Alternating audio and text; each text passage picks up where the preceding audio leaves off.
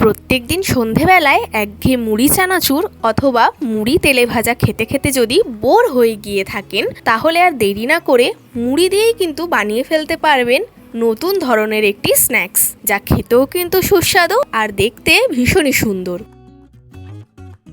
আর যদি এর সঙ্গে থাকে একটি দুর্দান্ত স্বাদের নারকেলের চাটনি, তাহলে কিন্তু পুরো খাবারটাই জমে যাবে। নমস্কার, আমি মিলি, আর আপনারা দেখছেন মিলিস লিটল কিচেন। আমাদের আজকের রেসিপি মুড়ি দিয়ে তৈরি স্ন্যাক্স, সঙ্গে নারকেলের স্পেশাল চাটনি। তাহলে দেরি না করে রেসিপিটি দেখে নেওয়া যাক। প্রথমেই এক বাটি মুড়ি নিয়ে তাতে জল দিয়ে দেবেন এবং মুড়িটিকে ভিজতে দিয়ে দেবেন। মোটামুটি 5 মিনিট মতন মুড়িটা একটু ভিজিয়ে নেবেন। এরপর মুড়িটা নরম হয়ে গেলেই একটি ব্লেন্ডার জারে জল থেকে ঝরিয়ে দিয়ে দেবেন। এইভাবে হাতের মাধ্যমে কিন্তু একটু চিপে চিপে ব্লেন্ডার জারে দিয়ে দেবেন।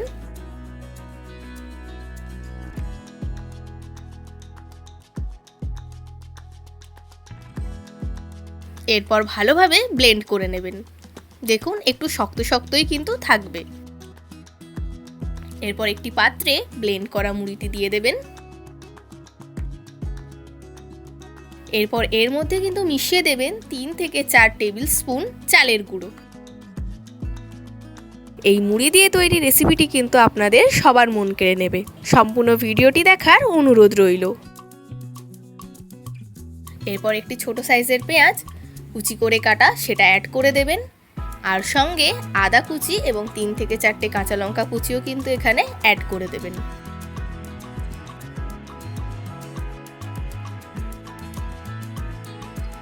সামান্য একটু নুন দিয়ে দেবেন, মিশিয়ে নিতে হবে। এটা একটু শক্ত শক্তই মাখাটা তৈরি হবে।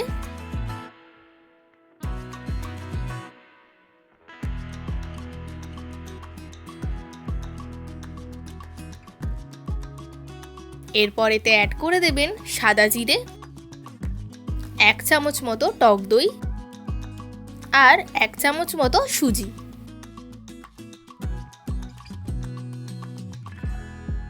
এরপর আবারও কিন্তু ভালোভাবে মেখে নেবেন।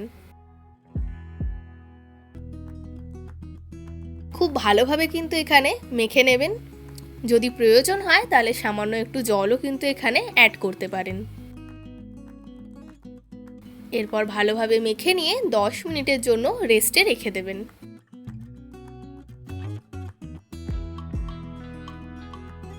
কড়াইতে দিয়ে দেবেন সাদা তেল। তেলটা যতক্ষণ ফুটছে ততক্ষণ কিন্তু আমরা বড়াগুলোর শেপ দিয়ে দেবো। হাতে লাগিয়ে নেবেন একটু সাদা তেল। মিলিস লিটল কিচেনে যদি আপনারা নতুন হয়ে থাকেন, তবে অবশ্যই চ্যানেলটিকে সাবস্ক্রাইব করে বেল আইকনটি ক্লিক করে দেবেন, যাতে এই চ্যানেলে হওয়া সমস্ত রান্নার আপডেট সবার আগে আপনাদের কাছে পৌঁছে যায়। এবং আমার ফেসবুক পেজটিকেও ফলো করার অনুরোধ রইল। এবার মুড়ি ও চালের গুঁড়োর তৈরি ডো থেকে কিন্তু এইভাবে অল্প অল্প নিয়ে হাতের মাধ্যমে গোল পাকিয়ে নেবেন এবং মাঝখানে আঙুল দিয়ে একটু ফুটো করে নেবেন। ঠিক এই ধরনের দেখতে হবে। এবার একই পদ্ধতিতে বাকি বড়াগুলোও কিন্তু তৈরি করে নেবেন।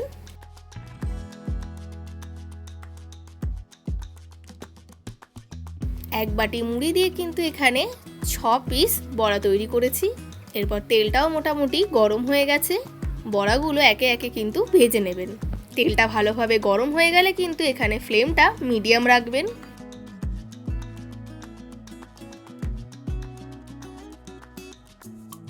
এবার 2 পিঠ উল্টে পাল্টেই কিন্তু খুব ভালোভাবে ভেজে নিতে হবে, যতক্ষণ না গোল্ডেন ব্রাউন হচ্ছে। দেখতেই পাচ্ছেন কি সুন্দর দেখতে লাগছে। এবার যতক্ষণ বড়াগুলো ভাজা হচ্ছে, একটা নারকেলের চাটনি তৈরি করে নেব। প্রথমে এই ব্লেন্ডার জারে সামান্য একটু নারকেল এবং 3 থেকে 4টে কাঁচা লঙ্কা দিয়ে দেবেন। এরপর সামান্য একটু দই দিয়ে দেবেন আর দইয়ের বাটি ধোয়া জলটাও দিয়ে দেবেন। এরপর সমস্ত উপকরণগুলো ভালোভাবে ব্লেন্ড করে নেবেন। এটি একটি পাত্রে ঢেলে নিলাম।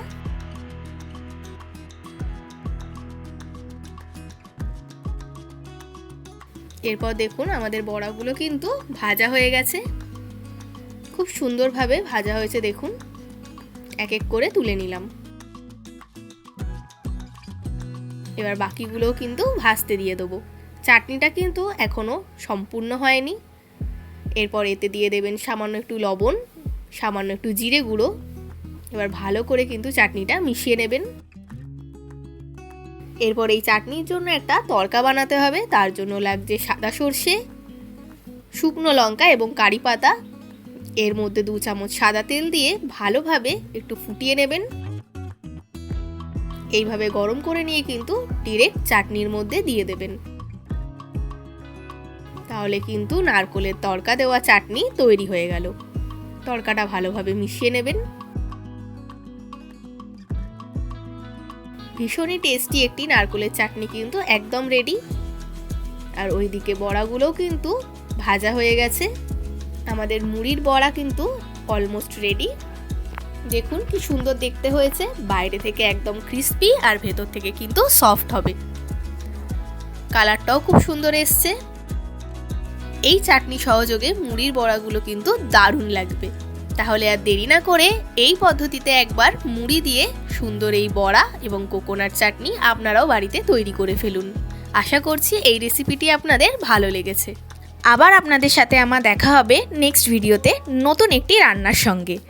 আপনারা ভালো থাকবেন, সুস্থ থাকবেন এবং এইভাবেই আমাকে সাপোর্ট করে যাবেন।